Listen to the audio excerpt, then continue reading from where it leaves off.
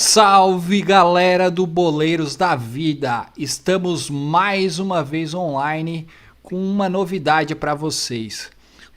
Como todos sabem, boleiro também é cultura. Então a gente vai trazer um tema bem agradável para um debate divertido aqui com os integrantes da mesa. Mas antes de iniciar esse podcast, deixe o seu like, compartilhe o vídeo do YouTube em suas redes sociais, ative o sino de notificação e roda a vinheta.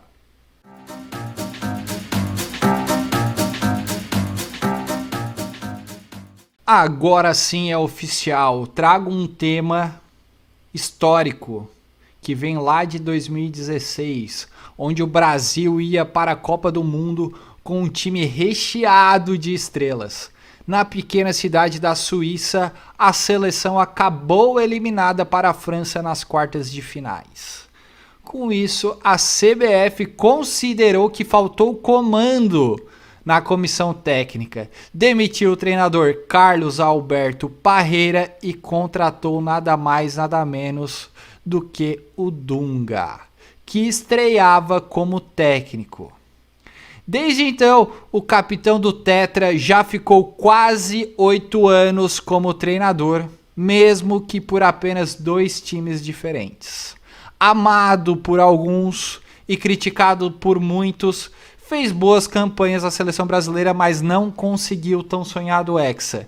Cara, na minha concepção, ele estreou como técnico na seleção sem ter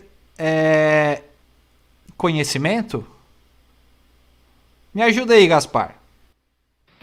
Bom, o Dunga, né, ele foi conhecido, né, ele até levou um apelido, né, do jogo que ele praticava, né, e a seleção ficou marcada por um bom tempo pela questão da era Dunga, né, que aconteceu porque o Dunga em 90, né, na Copa de 90, quando o Brasil não teve sucesso, né, não jogou bonito, né, e aí entrou um treinador da época, né, colocou um time mais aguerrido, né, e o Dunga era o símbolo dessa seleção. Então, só que fracassou. E aí ficou conhecido na imprensa como a Era Dunga. Só que em 94, né, a tal Era Dunga foi o que realmente ajudou o Brasil a ganhar, a levar o Tetra. Porque o meio-campo com Dunga, Mauro Silva, seguravam, né, o pessoal lá na frente, o Zinho Enceradeira, né, o Raí, e a dupla Romário e Bebeto. E o Dunga, por curiosidade, o Dunga era o parceiro de quarto do Romário, né, meio que como um cão de guarda para não deixar o baixinho fugir da concentração. Tá? Então, pensando nisso, eu acredito que a CBF tomou como decisão trazer, né, depois do fatídico 7-1, né, na Copa do Mundo disputada no Brasil, ao qual, né, o Brasil tomou essa sonora goleada, trazer o Dunga, né, para a seleção novamente. Mas o Dunga ele começou em 2006, né, a sua história na seleção. Né, ele começou em 2006, algo que foi assim meio que uma surpresa para todos, né, trazer o Dunga e um jogador de futebol, um ex-jogador de futebol que não tinha nenhuma passagem, né, como técnico. Né. Então foi algo assim muito, muito interessante, e eu vou dizer para vocês que me surpreendi na época que eu acompanhava, me surpreendi muito com a campanha que foi feita com o Dunga na seleção. Mas, ô Gaspar, o Dunga ele entrou por conta do comando que ele tinha, né? Com a raça, né? Com a vontade de jogar, mas ele não tinha experiência. Eu acho que ele era um tanto quanto teimoso. Não tinha um boneco lá dos 7 anões que o nome era Teimoso? Tinha, né? Ou era Zangado? Era Zangado. Eu acho que o Dunga tinha que ser chamado, em vez de Dunga, de Zangado. Porque, olha, eu vou te falar que ele teve momentos assim na seleção brasileira que era... Cara, foi o Não sei, cara. Ele foi cornetado demais justamente porque ele chegou a convocar Afonso Alves. Quem é Afonso Alves, meu Deus do céu? Mas com Afonso Alves na sua escalação, ele conseguiu ganhar a Copa América de 2007. E ele ganhou da Argentina de 3-0 com o Robinho destruindo. Sabe, ele deu tão certo que não foi o comando dele e a escalação dele. Foi que o Robinho destruiu a Copa América e destruiu a Argentina. Então, assim...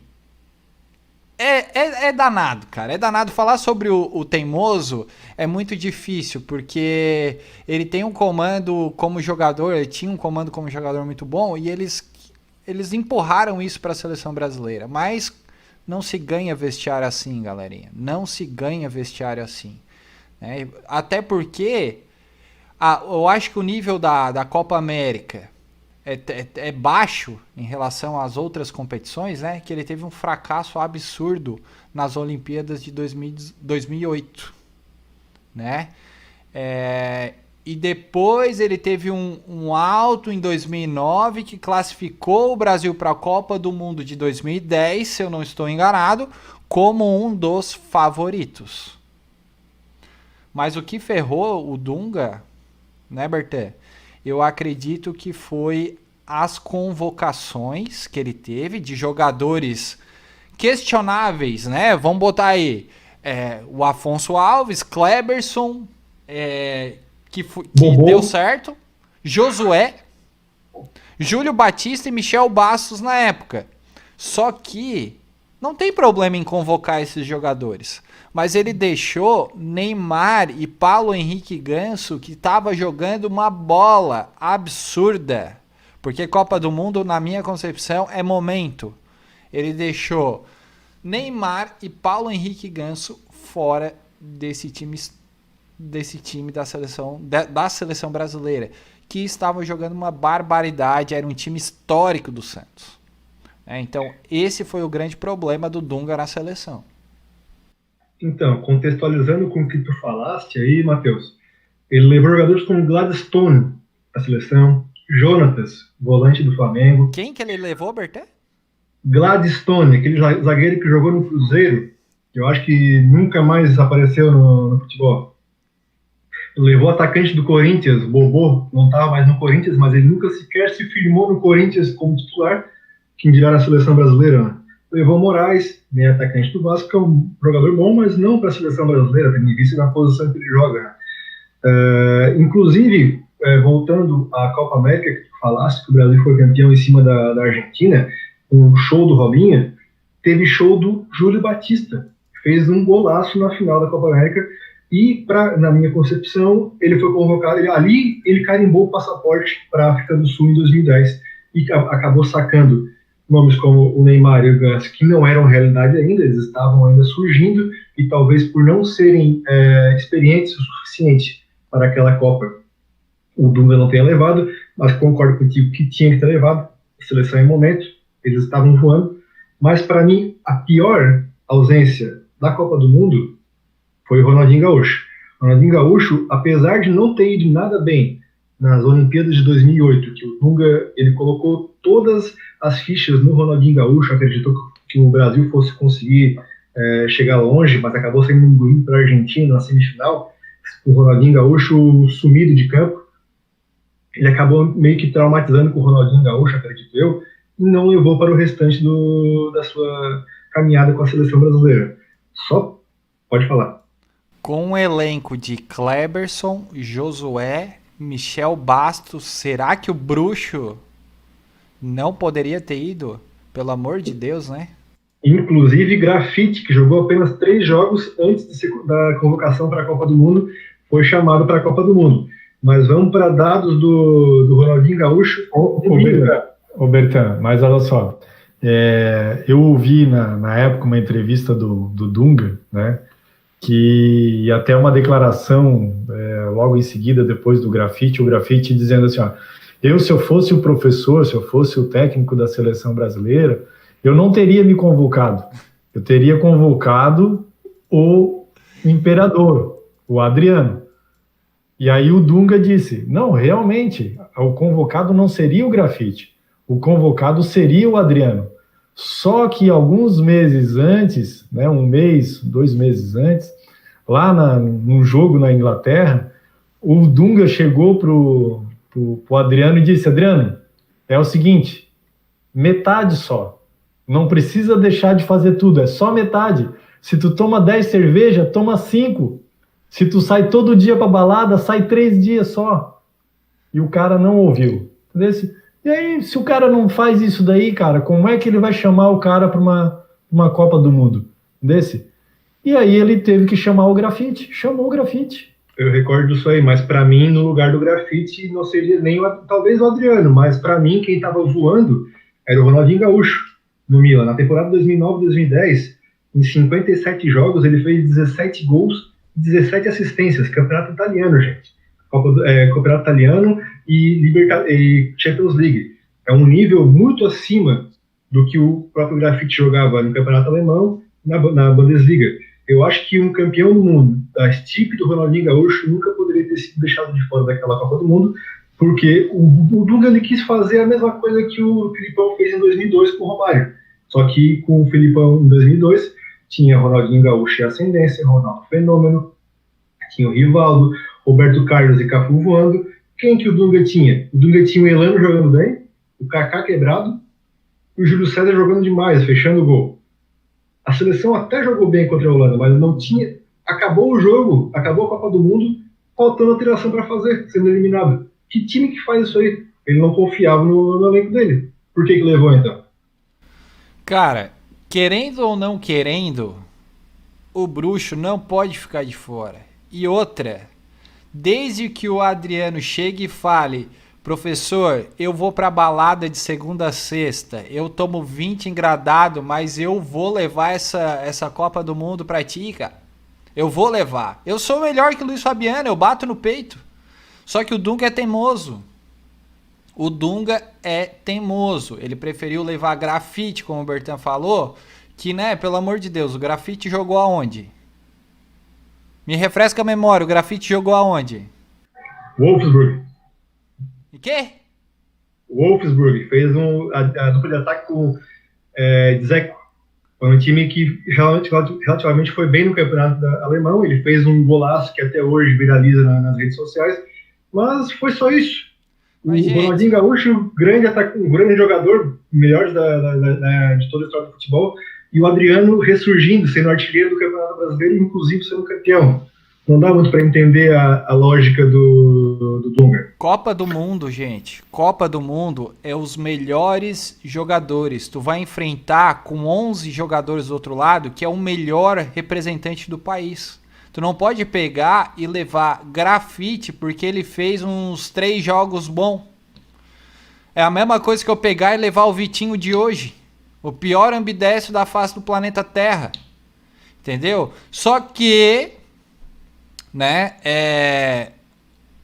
o Dunga cortou a língua, né, porque o Júlio César tava agarrando pra caramba, o Felipe Melo tava destruindo, e aconteceu o quê?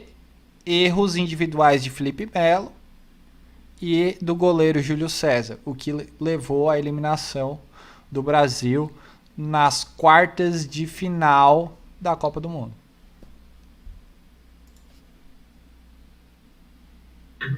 Inclusive foi uma eliminação bem dolorosa, né? Eu acho que foi o melhor jogo do Brasil naquela Copa do Mundo.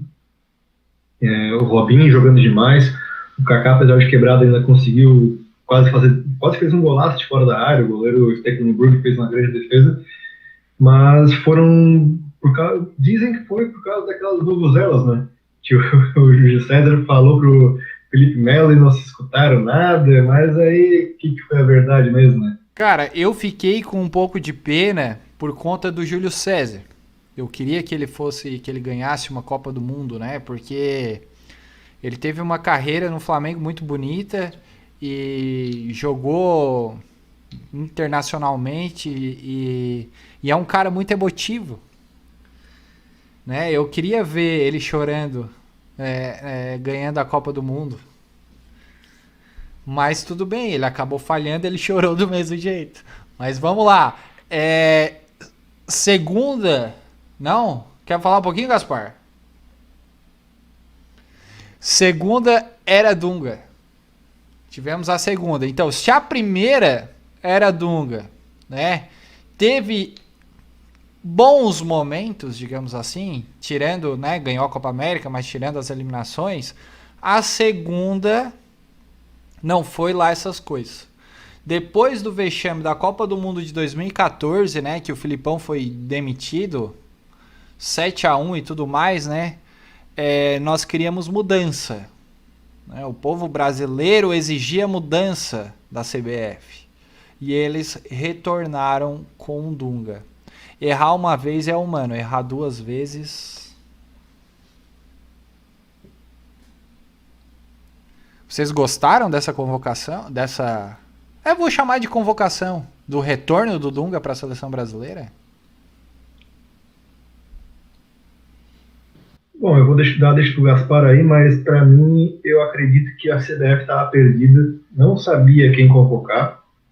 Apesar do Dunga ter caído na Copa do Mundo, a CBF tinha ele prestigiado lá dentro, porque ele teve um grande retrospecto no comando da seleção, 76% de aproveitamento na primeira passagem, não perdeu para nenhuma seleção campeã do mundo.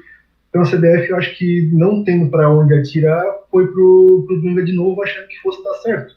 A torcida na época, pelo que eu me lembro e me recordo, ela queria o Muricy, né? Ela queria o Muricy, se eu não me engano. Mas... Eles tentaram o Muricy, mas o Muricy foi antes, se eu não me engano. Eles tentaram o Tite, e o Tite não quis. Isso, exatamente. Graças a Deus ele não quis antes também. Mas, assim... Desde o início, né, convocando o Dunga novamente, trazendo o Dunga novamente para a seleção brasileira, gerou um desconforto aí com a torcida, né, ressentida pelo fracasso de 2010. Na época, Matheus, os técnicos, o Brasil não estava tão bem, né, de técnicos assim para poder colocar. Uma das opções era o Cuca, né, então até houve o boatos que o Guardiola se prontificou a treinar a seleção brasileira, né? Até de graça, disse que só receberia se fosse campeão. Mas assim, o Dunga, de todos os males, ele trouxe alguns nomes, né? Naquela pesquisa dele, que depois acabaram se firmando na seleção brasileira. Eu cito aí, por exemplo, o goleiro, o Alisson, né? O Douglas Costa, tá? O Douglas Costa, o Dunga descobriu um ano antes de ele ser descoberto lá fora, tá? E o craque atual da seleção brasileira, o camisa 9, que tu tanto adora, né? Aquele que passou aqui próximo aqui do jogou no Figueirense, né? O tal do Firmino, né? Jogador que, meu Deus do céu, campeão pelo Liverpool, né?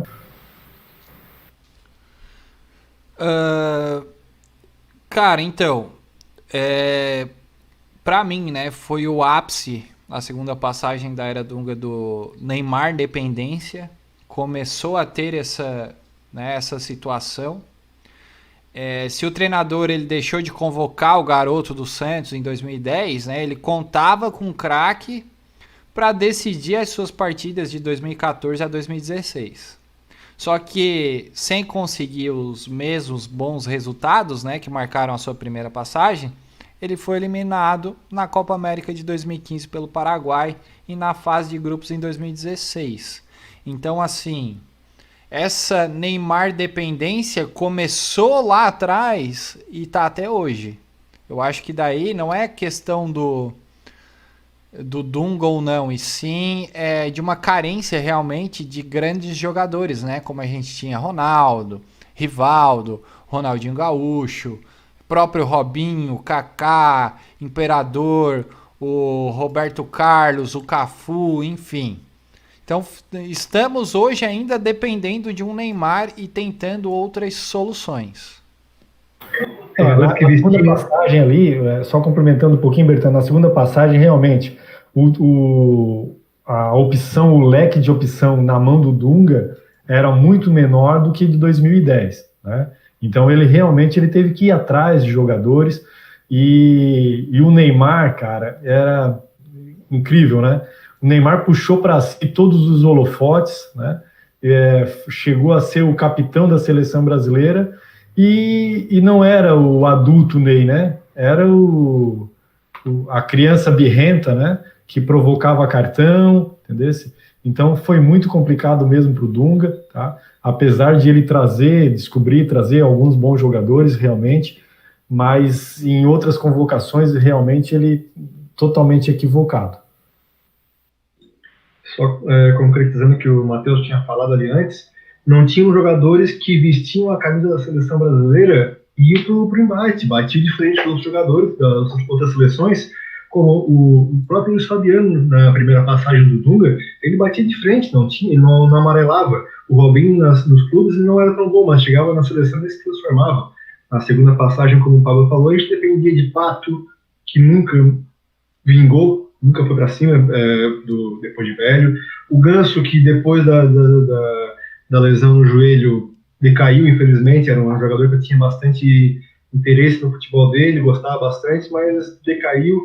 E ficamos dependendo de um Neymar que estava mais preocupado em causar com os moicanos que ele fazia do que jogar em campo, propriamente dito. Ele quase conseguiu ser campeão nas Olimpíadas contra o México, acabou perdendo na final, mas ele se preocupava demais no que a imprensa ia falar do jogo dele, não em fazer o time ganhar. Esse foi o grande problema dele, e inclusive até hoje é o grande problema dele. Ele não se preocupa muito com o coletivo, se preocupa mais com dele, com o que vão falar dele. Exatamente, Bertão. O Dunga, ele tá mais preocupado com a guerra de imprensa do que com qualquer outra coisa, né? Tanto é que, como o Gaspar falou, não é uma boa brigar com a Rede Globo, né? Principalmente naquela época. Se hoje já é difícil, que já tá mais maleável, naquela época que a Rede Globo comandava o esporte e o futebol principalmente, né, já era bem difícil. E assim ele logo foi demitido, né, e passou a ser substituído pela esperança da seleção brasileira, que era o Tite, que é o Tite, na verdade, né? O Tite é o atual técnico da seleção brasileira, que, por sua vez, isso é um assunto para um outro podcast, não vem correspondendo. A seleção brasileira ainda não joga aqueles jogos que é de brilhar os nossos olhos, né? Justamente, não vou dizer que é só por não ter jogadores qualificados, né? Porque o nível está muito baixo dos jogadores no Brasil. Quem sou eu para dizer isso? Mas tudo bem, é o que nós estamos vendo, né? O nosso lado torcedor enxerga, que o lado treinador do Tite não enxerga. O Tite, ele fala por parábolas, né? E é difícil entender. Então eu acho que os jogadores também não entendem o Tite. Mas por fim, como eu falei, é um assunto para um outro podcast. E para vocês verem, terem uma noção, o Dunga, ele é tão bom, mas tão bom, que ele treinou o Internacional, foi consagrado lá, e treinou 2 vezes a seleção brasileira. E hoje, desde então, está parado no mercado. Acho que... O Dunga recebeu uma proposta, né? Recebeu uma situação do Vasco, né? Para treinar o Vasco, certo tempo atrás aí, mas segundo ele não era atraente, né? Hoje o Dunga mora no Rio Grande do Sul, eu acredito que em Porto Alegre, trabalha na construção civil, que eu acho que é mais a cara dele mesmo, né? Um cara cara que quando a obra não está funcionando muito bem, ele chega lá e dá um esporro em todo mundo, né? E manda o negócio funcionar. Eu acho que é a cara dele. Mas, ô Gaspar, tu vai me dizer, quando é que treinar o Vasco vai ser atraente? Foi lá em 2000, lá que eles tinham o Romário, o Juninho Pernambucano, o Juninho Paulista. Faz tempo que treinar o Vasco não é atraente. Trouxeram um português lá numa vaca furada, coitado do cara.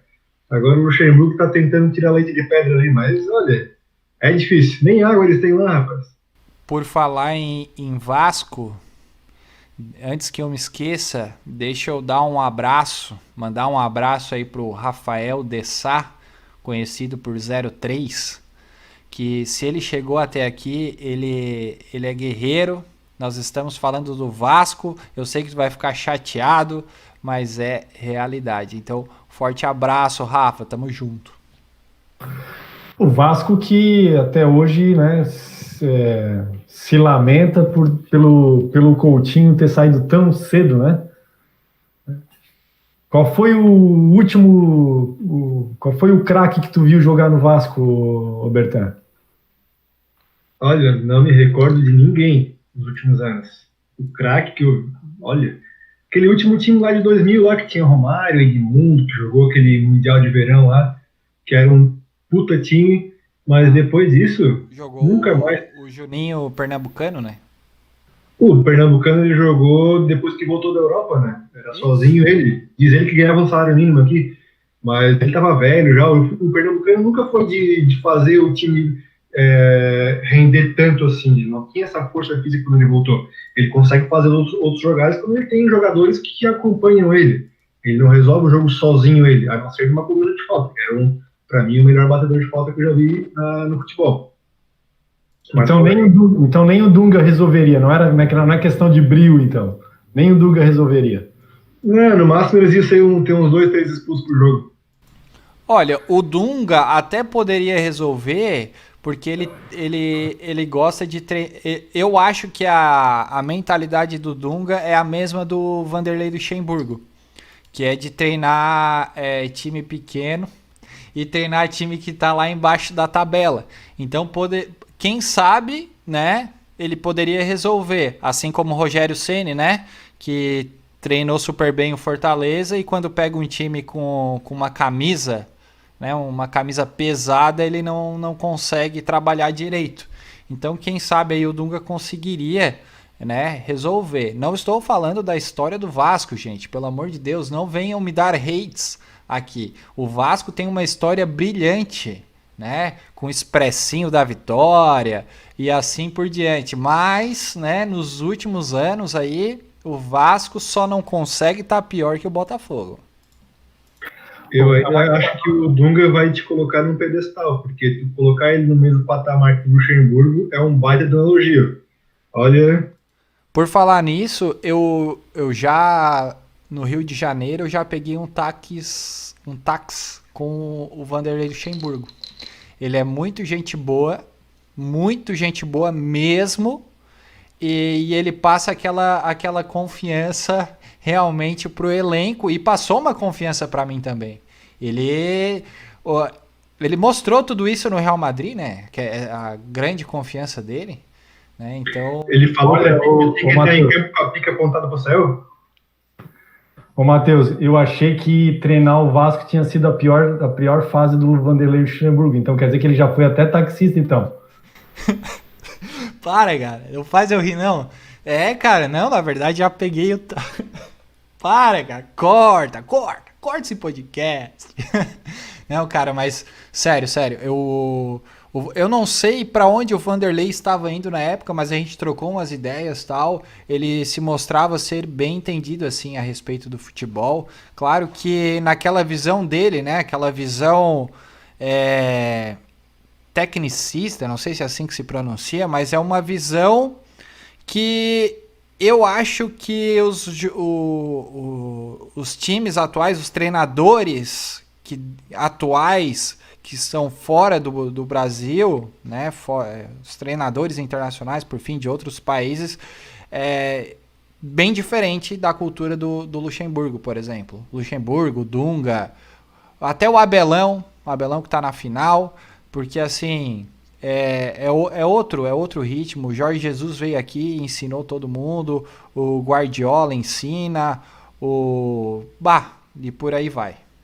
O próprio Abel fez o time do Palmeiras jogar agora, que estava com o Luxemburgo, não tinha feito jogar, o Filipão não conseguia fazer jogar, e não está um futebol tão vistoso, mas conseguiu fazer com que o Palmeiras melhorasse o nível e chegasse na final da Copa do Brasil e da Copa Libertadores. Né? Deixa eu fazer uma pergunta para vocês. Vocês gostariam de ter, no clube de vocês, a seguinte escalação: no gol, Alisson, na zaga, Miranda e Marquinhos, nas laterais, Daniel Alves e Felipe Luiz, no meio de campo, Luiz Gustavo, Elias, Felipe Coutinho, William, Douglas Costa e no ataque Hulk e Gabigol. Na minha seleção não entraria nenhum dessa lista, salvo o Alisson, salvo o goleiro, o resto não colocaria nenhum. Não gosto do Marquinhos, não gosto do Miranda, Avenida Daniel Alves nunca no meu time entraria. Felipe Luiz, apesar de ser um jogador, né, razoável, mas é muito lento, muito lento. Quais são os volantes que tu colocou? Luiz Gustavo, é isso? Luiz Gustavo e Elias. Cara, o Elias eu acho um jogador legal, mas não para a seleção brasileira. O Luiz Gustavo, pelo amor de Deus. Felipe Coutinho não vinga, não botaria no meu time. Hulk, muito menos. E Gabigol, para ser expulso, eu não colocaria também. Tirando o William também, que não acerta um chute no gol, não sei faz quantos jogos ali no Arsenal agora. O William é um Vitinho melhorado. Como é que é? Não escutei, falou. O William é um Vitinho melhorado. É um Vitinho com sorte, né? Que foi para o Chelsea e gostaram dele lá, ele ficou e deu para bola. Agora, o Alisson e o Marquinhos eu acho grandes jogadores. O Felipe Luiz, ele tá velho, mas é um jogador super inteligente. Aquele cara, ele tem uma visão de jogo que agora ele não consegue mais jogar, colocar em campo porque ele tá velho, né? Parece jogando de calça jeans. Mas ele é um ótimo jogador. No auge dele, ele foi um grande lateral esquerdo. Eu vi a recuada que ele deu no jogo do Flamengo. Por mais qualidade que o Felipe Luiz tenha, mérito e tal, ele não tem como conquistar a vaga, tirar a vaga do Marcelo, né? Não tem como, né? E depois... não tem mesmo. Outras situações, por exemplo, assim, o Dunga levar Renato Augusto, apesar de ter, na minha opinião, era o melhor jogador da equipe dele, mas para mim, um jogador, tá, que sai do futebol, né, de um grande centro e vai jogar na China, ele não quer mais jogar futebol. Isso daí, cabe para Everton Ribeiro, cabe para aquele outro jogador que eu acabei esquecendo, que é do Cruzeiro também, que foi para lá também. Ricardo Goulart. Cara, todos esses. O cara que sai de um grande centro com a possibilidade de ter idade ainda para disputar, entendeu? Jogar na Europa e escolhe jogar na China, para mim esse jogador ele desistiu de jogar futebol. O maior exemplo disso é o Oscar, né, que saiu do Chelsea e foi lá para a China e ficou esquecido lá. Foi ganhar dinheiro, né? Tinha prioridades. Ou ele quer alto nível ou quer aposentar com uma bufa de dinheiro na conta bancária. Eu concordo contigo, Gaspar. Para mim é o fim da picada um jogador chegar nesse nível e nesse ponto, tá? Não só para a China, mas para outros lugares aí que até pagam melhor do que a China. Pessoal, é o seguinte, para a gente poder concluir ali, né? Eu vejo a primeira passagem do Dunga uma passagem até satisfatória, né? Apesar de alguns eventos. Eu acredito que até desde 2002, né, o último título da seleção brasileira, na verdade eu vi o título de 94, vi o título de 2002, e a seleção brasileira nas duas, né, oportunidades não jogou o melhor futebol de todos. Nós tivemos equipes, né, seleções que apresentaram futebol de melhor qualidade, mas não obtiveram o título, que foi a de 98, tá? Na minha opinião, e a de 2006, tá? Mas, claro, eu não vou dizer que a de 2002 não jogou bola, tinha grandes craques, tinha Ronaldo, Rivaldo, né? Mas, assim, o futebol apresentado, tá? Em 98, e na minha opinião, né, eu sei que isso não é uma opinião majoritária, mas na minha opinião, em 2006, era melhor do que o futebol que foi jogado em 94 e em 2002.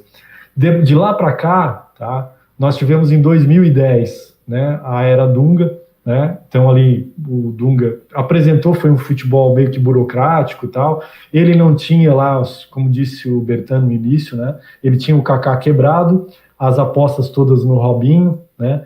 Tinha ali uns caras mais ou menos, Felipe Melo jogando no meio, né? E o Elano, né? Que vivia, não era, cara, nunca chegou naquela classificação que a gente faz. Para mim, ele nunca chegou a um excelente jogador, para mim sempre foi um jogador normal. E eu acredito daquela seleção, eu acredito que nós tínhamos, na minha opinião, nós tínhamos um craque, tá? Kaká, e dois ou três excelentes jogadores, e o resto jogadores normais. Não sei a opinião de vocês. Bom lembrar do Maicon também, né, que estava voando na Inter de Milão, no lateral direito. O cara estava fisicamente muito bem. E o Daniel Alves também estava jogando bem no Barcelona, tanto é que depois que o Elano se machucou, ele assumiu a vaga de segundo volante para fazer aquela dobradinha com o Maicon na direita. Quem gosta do Maicon é o Elias, né, Bertano? Que Elias, cara. Calma, agora vai ter que explicar isso aí, que eu também não peguei. Não entendi, não peguei essa tua aí, não. Eu não sei, agora eu não sei se eu me equivoquei no nome do jogador, mas diz que teve um bafafá do shampoo, né? Teve um bafafá dentro da seleção brasileira lá, né, que alguém foi buscar o sabonete no chão e o Maicon tava ali para conferir. Ai. Cuidado. Foi inclusive cortado da seleção, né? Ele inventou uma aposentadoria depois, mas foi cortado. Mas é isso então, galerinha. Eu acho que eu encerro por aqui. Mesmo o Dunga tendo passado por poucos times e a gente ter criticado e chamado ele de zangado, o Dunga já teve as suas conquistas como treinador. Foi campeão da Copa América em 2007, Copa das Confederações em 2009, Super Clássico das Américas em 2014, Campeonato Gaúcho em 2013, Taça Farroupilha em 2013 e Taça Piratini em 2013. Então, se você gostou desse episódio, não esqueça de curtir, compartilhar com seus amigos e deixar um comentário. Lembrando também que nós temos outros episódios no canal e você pode conferir nas plataformas Spotify, Google e YouTube. Lembrando que este programa é patrocinado por Go Esportes. E valeu, galerinha. Até o próximo episódio.